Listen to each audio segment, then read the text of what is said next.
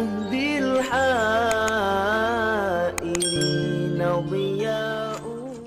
السلام عليكم ورحمة الله تعالى وبركاته. بسم الله والحمد لله الخير والشر بمشيئة الله والصلاة والسلام على رسول الله سيدنا محمد بن عبد الله وعلى آله وصحبه وموالاه ولا حول ولا قوة إلا بالله. أما بعد, yang kami hormati mobil khusus kita semua Buya Yahya, kita doakan beliau mata'an Allah betul hayati. Semoga Allah memanjangkan umur beliau, memberikan kepada beliau rezeki yang halal, tayyiban, mubarakan fi ala kulli hal.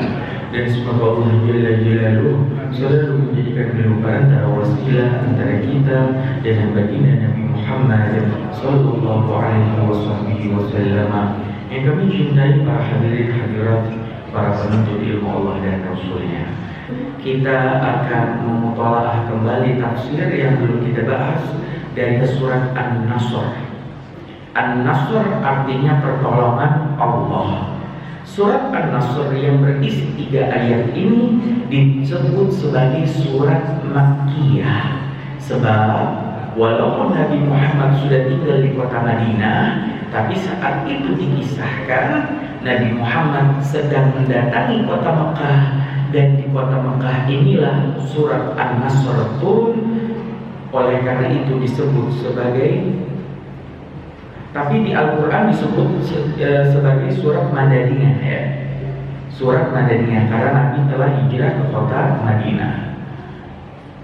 Berisi 3 ayat. Surat An-Nasr ini juga disebut sebagai surat At-Tawdi'ah, ya, Wada'ah atau Hujjatul Wada'ah, Tawdi'ah, ya, perpisahan.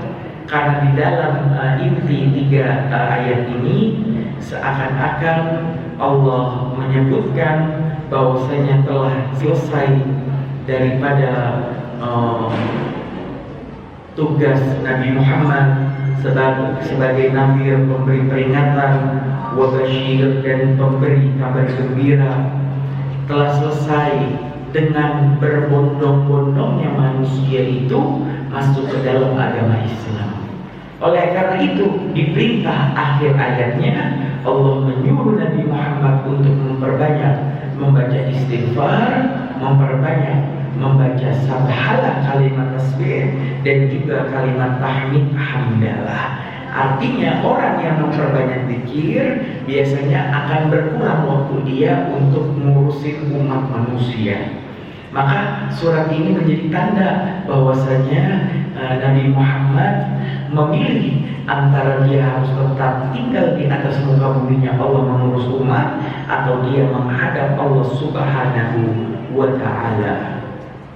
Ayat ini jelas bercerita mengenai Fathu Makkah, pembebasan kota Mekah, yang mana rentetan ceritanya berawal dari 4 tahun yang lalu, yaitu di tahun 6 Hijriah, di mana Nabi Muhammad SAW yang sudah tinggal di kota Madinah ingin berangkat ke kota Mekah untuk melakukan umroh.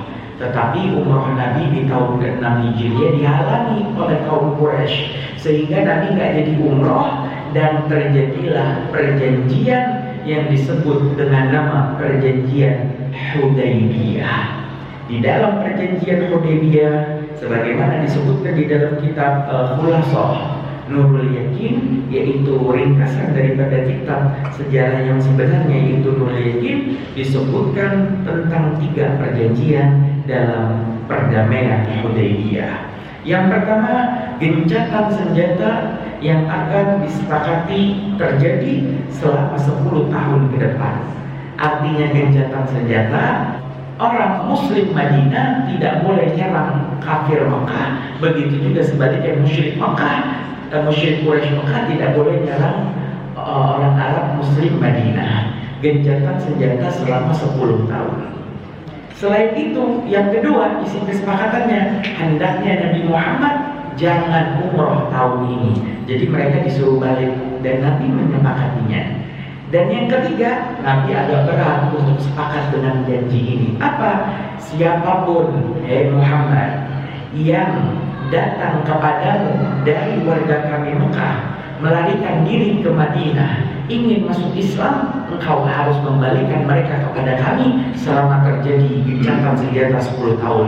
Tetapi kebalikannya, siapapun yang melari dari Muslim Madinah, mereka datang ke kota Mekah, maka mereka tidak boleh balik lagi ke Madinah. Nah, maka ini memberatkan pihak Nabi Muhammad, tapi Nabi Muhammad menyepakati hal tersebut karena Nabi Muhammad tahu sebentar lagi kota Mekah akan ditaklukkan dan dibebaskan. Maka di tahun ke-6 Hijriah umroh Nabi terhalang. Dilanjut tahun berikutnya, di tahun ke-7 Hijriah, Nabi Muhammad pun akhirnya melakukan umroh. Walaupun sempat dihalangi dan mereka musyrik Quraisy khawatir Nabi Muhammad yang membawa banyak senjata itu dengan pakaian ihramnya itu dikhawatirkan akan menyerang, tetapi orang-orang muslim menyatakan kami tidak akan menyerang, kami hanya umroh di tahun ke-7 Hijriah ini. Maka di tahun ke-7 Hijriah umat muslim melakukan umroh, tawaf 7 kali di Ka'bah, dan mereka orang-orang musyrik Quraisy memandang picik dan sinis terhadap apa yang dilakukan oleh pasukan muslim. Tahun ke-7 menjadi kegiatan umroh yang tercatat dalam sejarah.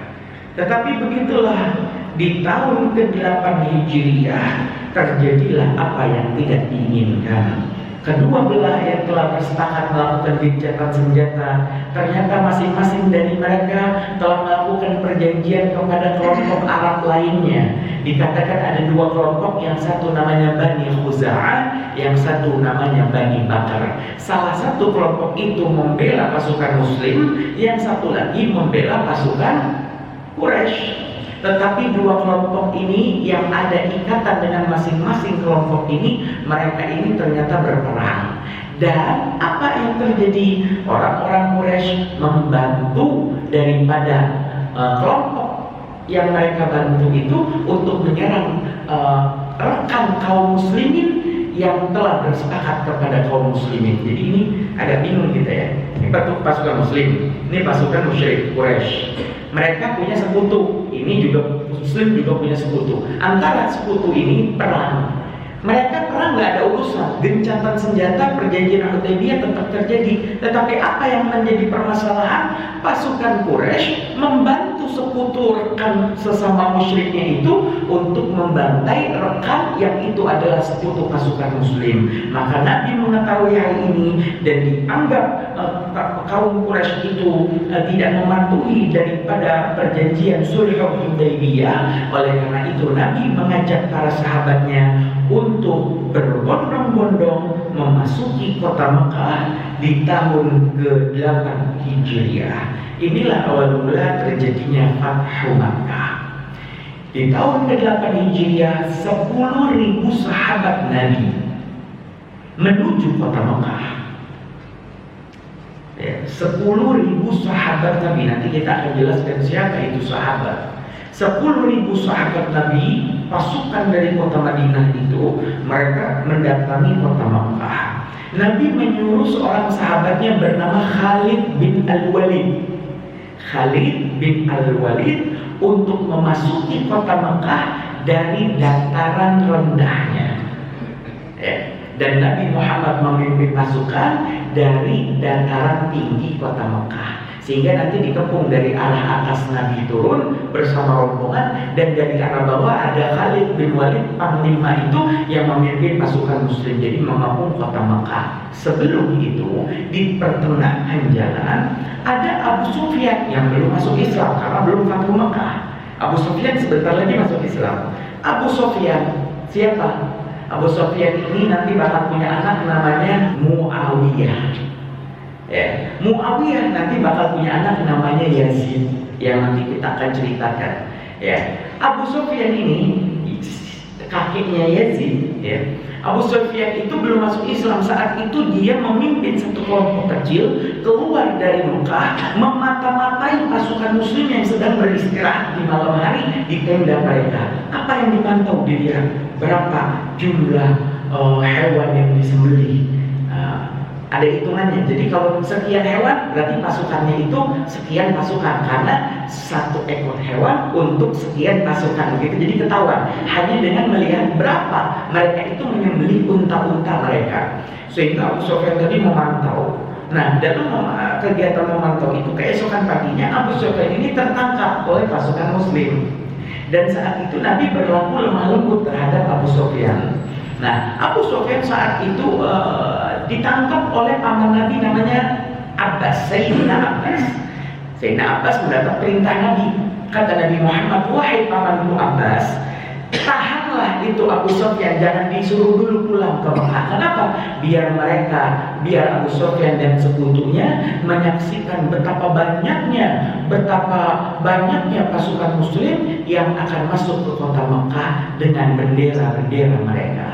Maka biar Abu Sufyan itu makin bagaimana gitu ya, melihat pasukan Muslim ini makin membludak dan banyak.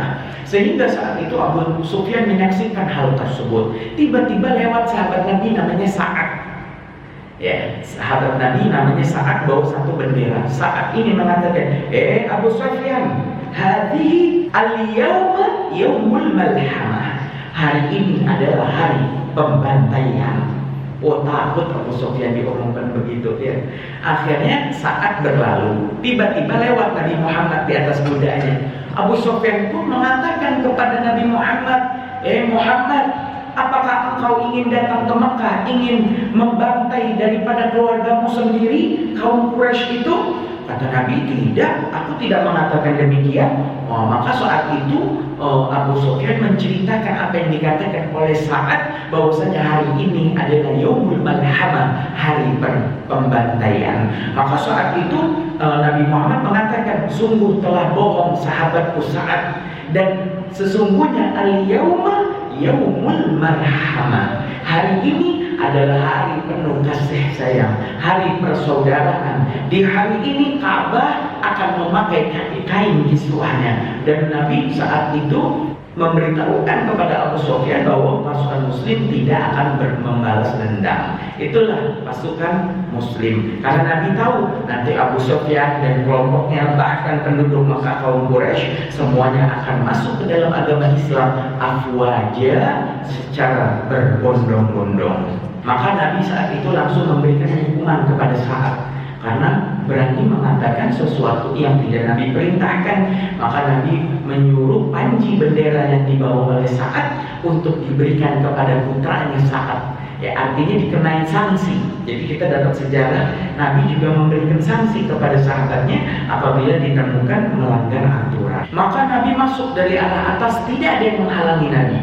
Dan Khalid bin Walid masuk dari arah dataran rendah, ada yang menghalangi. Nabi mengatakan, jangan engkau bunuh pasukan Quraisy, musyrik Quraisy, kecuali mereka yang menyerang duluan. Khalid bin Walid diserang, maka Khalid bin Walid balik menyerang, tapi tidak sampai terbunuh, terjatuh pedangnya. Khalid bin Walid menyuruh mereka untuk memegang pedang mereka kembali, tetapi mereka menyerah, dan akhirnya mereka itu yang menyerah masuk ke dalam agama Islam dan bersyahadat. Ketika Nabi masuk ke kota Mekah, Nabi mengatakan, siapapun yang masuk ke dalam Masjidil Haram, maka dia aman. Siapapun yang masuk rumahnya Abu Sufyan, maka dia aman. Siapapun yang dia menetap di rumah mereka sendiri, maka dia juga aman. Artinya nggak akan menjadi pemberontak dan tidak akan dibunuh. Maka mereka orang-orang musyrik Quraisy, mereka menetap di rumah mereka masing-masing. Itu terjadi, turun 10.000 sahabat Nabi, yang saat itu kejadiannya terjadi pada bulan Ramadan di tanggal 20. Maka dikatakan para sahabat Nabi dan Nabi Muhammad itu 10.000 lebih orang itu semuanya dalam keadaan shaimin, dalam keadaan berpuasa menuju kota Makkah. Bahkan mereka itu membatalkan puasa mereka di maghrib hari dan dalam keadaan perjalanan menuju kota Makkah. Allah Subhanahu wa taala berfirman, "Idza jaa nasrullahi wal fath." Idza, apabila, ini syarat ya. Idza, apabila, maka nanti ada jawaban maka. Apabila dia berdiri, maka aku pun berdiri. Itu namanya jawab syarat.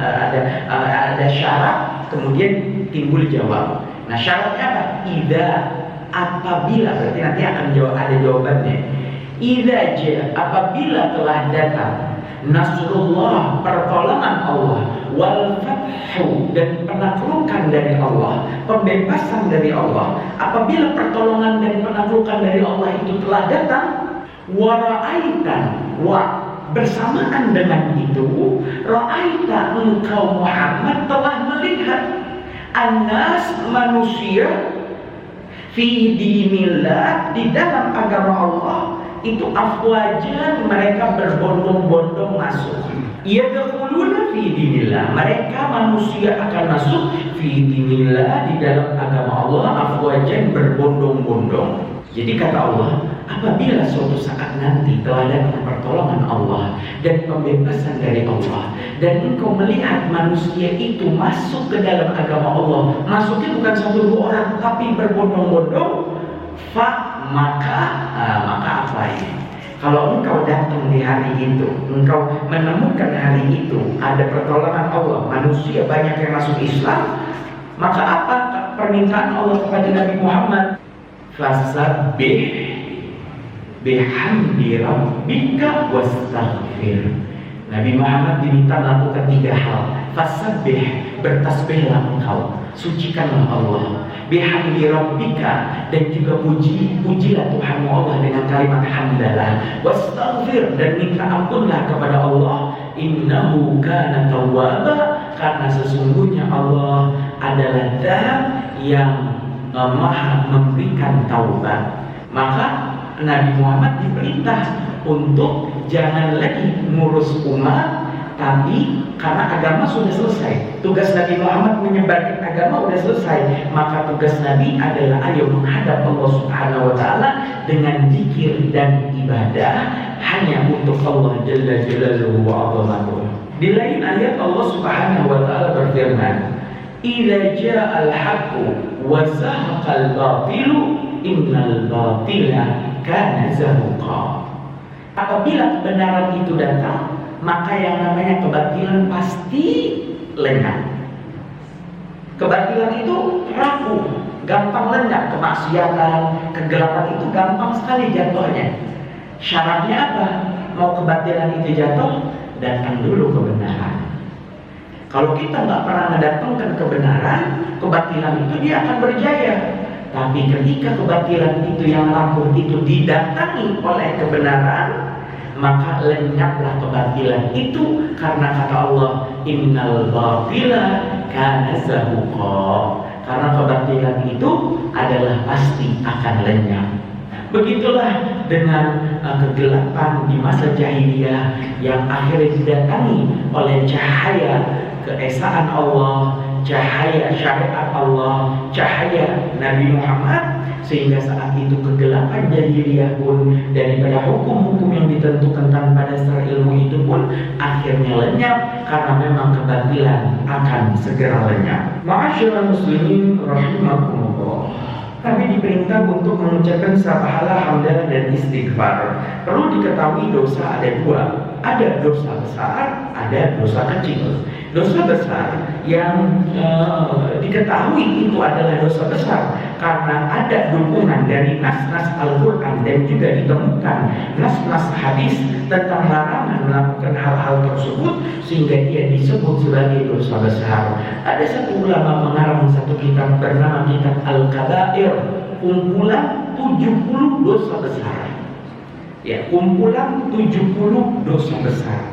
Tertinggi nomor 1, tidak bisa diampuni oleh Allah jika mati dalam keadaan membawa dosa ini. Apa? Menyekutukan Allah, menyembah selain Allah, maka gak bakal diampuni. Adapun dosa besar nomor 2 sampai nomor 70, mungkin saja ada pengampunan dari Allah Subhanahu wa Ta'ala jika orang tersebut meninggal dalam keadaan membawa dosa-dosa besar. Tetapi Allah mengajarkan kepada kita untuk kita segera bertaubat dari dosa besar dengan cara taubatan nasuha. Apa itu taubatan nasuha? Taubatan nasuha adalah yang memenuhi memenuhi 3 syarat, yaitu mencabut diri jika kesadaran itu datang di tengah-tengah maksiat. Tidak boleh kita mengatakan nanggung sebentar lagi, mencabut diri, kemudian berjanji, kemudian menyesal, dan menyesal ditandai dengan tangisan. Dan juga yang ketiga adalah berjanji tidak akan mengulanginya lagi.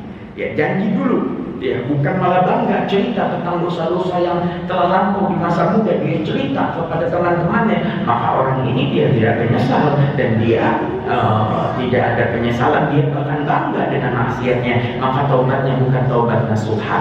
Pun jika ada urusan dengan orang lain seperti zaman sekarang ini, zaman nipu-menipu, zamannya licik jahat, mengambil hak orang, uang orang tanpa dasar yang benar, tanpa aturan muamalat yang benar, maka ia memakan harta yang haram. Maka orang ini taubat nasuha, ada syarat keempat, harus membalikan harta itu kepada yang berhak. Kalau kita dulu kakak sulung yang merebut harta waris, kembalikan hak waris adik-adik kita. Kalau kita dulu adalah bos yang mengambil dan memotong gaji karyawan bawahan kita semena-mena tanpa alasan yang jelas, maka berikan hak-hak gaji mereka itu. Dan lain sebagainya. Taubat nasuha, urusan harta harus dikembalikan kepada yang mempunyai harta secara berhak tersebut. Adapun dosa-dosa kecil itu cukup dengan berbuat baik. Ya, di luar 70 dosa besar, dosa-dosa kecil cukup dengan berbuat baik. Di dalam satu hadis Nabi Muhammad menyatakan, ittaqillah haitsuma kunta wa atbi'is sayyi'atal hasanat tamhuha. Ikutilah perbuatan buruk dengan perbuatan baik, tamhuha, maka perbuatan baik itu akan menghapus dosa-dosa kecil perbuatan buruk itu. Kita tidak seperti agama Nasrani yang kapan ingin melakukan pengakuan dosa, dia harus mendatangi mihrab gereja, dia melakukan pengakuan kepada sang pendeta, dan juga membayar beberapa upah sebagai tebusan daripada dosa yang telah dilakukan, barulah taubatnya diterima. Kita juga tidak seperti orang-orang Yahudi, umat Nabi Musa, yang kapan ingin taubat, dia harus membayar dosa itu dengan dengan nyawa diri mereka, harus bunuh diri. Ya, atau jika melakukan hal-hal dosa, dia harus mengorbankan yang paling mulia, yaitu nyawa mereka. Kita tidak seperti itu. Cukup kita ini berbuat baik dan memperbanyak istighfar. Tetapi begitulah pepatah Arab mengatakan, lal kabair ma'al istighfar wal saghair ma'al istimrar. Tidak ada dosa besar ya jika disertai dengan istighfar. Enggak jadi lagi itu dosa besar. Kenapa? Karena udah ada istighfar. Ya, minta dengan Allah, menyesal. Enggak ada dosa besar dengan banyak istighfar. Wal saghair, tetapi kebalikannya, tidak ada dosa-dosa bisa dianggap kecil ma'al istimrar jika dilakukan secara terus-menerus, continue. Melakukan dosa kecil terus, maka bisa jadi dosa besar. Ya. Pepatah Arab lainnya mengatakan, khuffatil jannatu bil makarih wa khuffatin nar bisyahawat. Surga itu dikelilingi oleh hal-hal yang nafsu kita nggak suka. Puasa siang-siang, salat subuh-subuh, wudu kena air subuh-subuh dingin. Ya, surga itu dikelilingi oleh kegiatan-kegiatan yang nggak disuka oleh nafsu. Berbeda dengan neraka, neraka itu dikelilingi oleh hal-hal yang dicintai oleh nafsu. Kemudian disebutkan di dalamnya mengenai satu sahabat Nabi bernama Abu Sufyan. Abu Sufyan yang seakan-akan masuk Islam yang terpaksa karena Fathu Makkah, pun itu adalah sahabat Nabi. Lantas bagaimana umat kita yang datang belakangan ini, saat ini 2023 ini, melihat para sahabat Nabi? Maka terhadap para sahabat Nabi, atau lebih tepatnya 124.000 sahabat Nabi yang masih hidup ketika Rasulullah wafat, kita harus hormat terhadap mereka. Siapa itu sahabat? Disebutkan di dalam Al-Quran, radhiyallahu anhum wa radu anhu.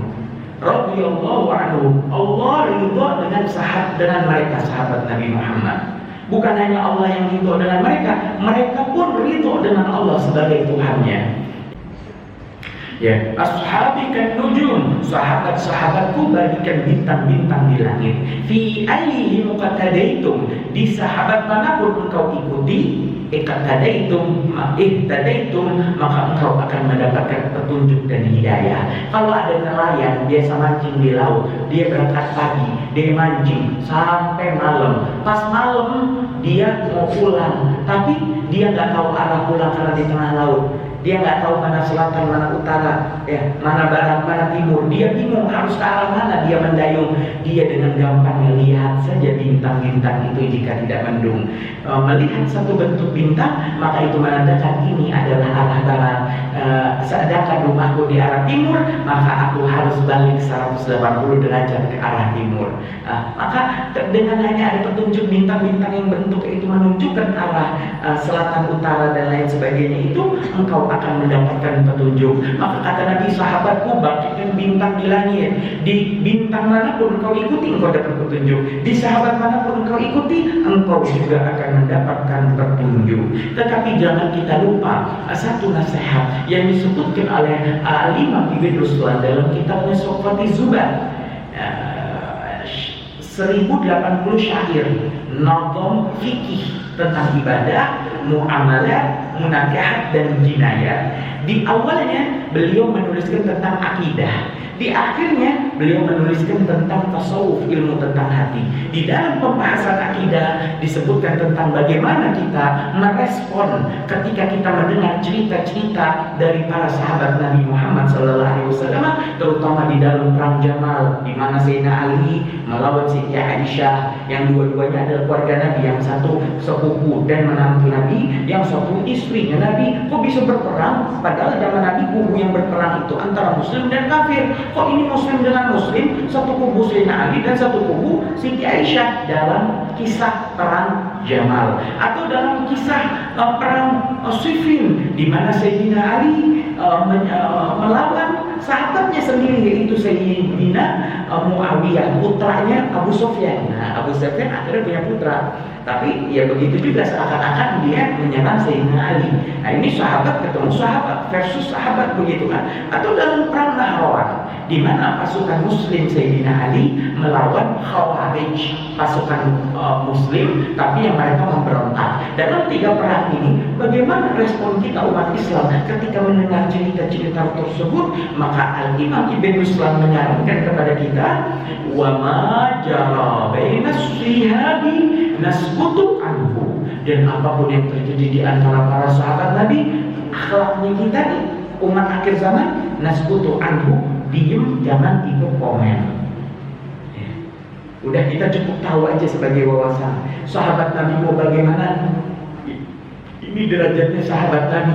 Yang kapan ijtihad atau pilihan mereka salah, mereka dapat pahala 1. Kalau pilihan mereka benar, mereka dapat pahala 2. Dapat pahala semua, yang benar atau yang salah. Itu sahabat Nabi. Ya, maka dengan Abu Sufyan kita harus memuliakan, dan juga kepada putra beliau Muawiyah kita juga harus memuliakan, karena itu para sahabat Nabi Muhammad SAW walaupun seakan-akan tolak masuk Islamnya, seakan-akan terpaksa masuk Islamnya di Fathu Makkah, kita tetap harus hormat terhadap mereka.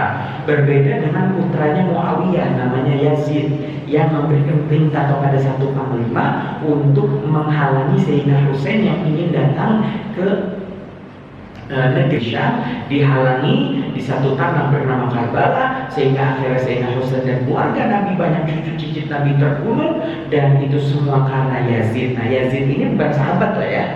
Maka kita membenci Yazid dalam akidah kita ini tidak ada masalah.